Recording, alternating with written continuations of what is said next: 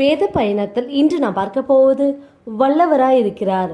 ரோமர் 4:21. தேவன் வாக்குதத்தம் பண்ணினதை நிறைவேற்ற வல்லவராய் இருக்கிறார். முதலாவது, தேவன் வாக்குதத்தம் பண்ணினதை நிறைவேற்ற வல்லவராய் இருக்கிறார் என்று முழு நிச்சயமாய் நம்ப வேண்டும். தேவனுடைய நாமத்தை மகிமைப்படுத்த வேண்டும். விசுவாசத்தில் வல்லவர்களாய் மாற வேண்டும். நம்முடைய கர்த்தர் எவைகளில் எல்லாம் வல்லவராய் இருக்கிறார் என்று பார்ப்போம். தேவன் ரட்சிக்க வல்லவராய் இருக்கிறார். உதவி செய்ய வல்லவராய் இருக்கிறார். தப்புவிக்க வல்லவராய் இருக்கிறார். பெருக செய்ய வல்லவராய் இருக்கிறார். நிலை நிறுத்த வல்லவராய் இருக்கிறார்.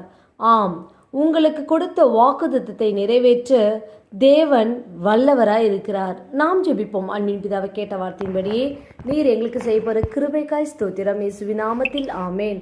கர்த்தர் தாமே இந்த வார்த்தையை கொண்டு உங்களை ஆசீர்வதிப்பாராக. ஆமேன்.